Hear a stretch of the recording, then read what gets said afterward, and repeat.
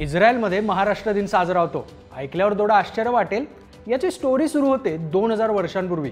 हाईम Samuel केहिमकर यांच्या the history of बेने Israel या पुस्तकानुसार पर्शियन आखातातून बेने इस्रायल नावाच्या ज्यू समुदायाचं जहाज आत्ताच्या अलिबाग जवळच्या नौगाव किनाऱ्यावर बुडालं होतं आणि त्यात फक्त 7 जोडप्यांचा जीव वाचला। जहाज बुडाल्याने या 7 जोडप्यांकडे काहीच उरलं होतं ते फक्त तेल गाळण्याचं स्किल। म्हणूनच या लोकांनी तेल गाळण्याचा व्यवसाय सुरू केला। या कामातून शनिवारी सुट्टी घेत असल्यामुळे त्यांना शनिवार तेली असंही ओळखलं जायचं। 17व्या शतकात डेव्हिड रहाबी या कोचिन ज्यू माणसानं बेने इस्रायल लोकांना ज्यू धर्माची शिकवण दिली आणि 18व्या शतकात या समुदायातील काही लोक भायखळा माझगावमध्ये शिफ्ट झाले। 1948 ला स्वतंत्र इस्रायल बनल्यानंतर काही जण तिथे निघून गेले, पण जाताना सोबत इथली महाराष्ट्रीयन संस्कृती घेऊन गेले। काही इथेच थांबले। अलिबागच्या ज्या ठिकाणी हा समुदाय वाढला त्यांची पुढची पिढी आजही अलिबागमध्ये राहते।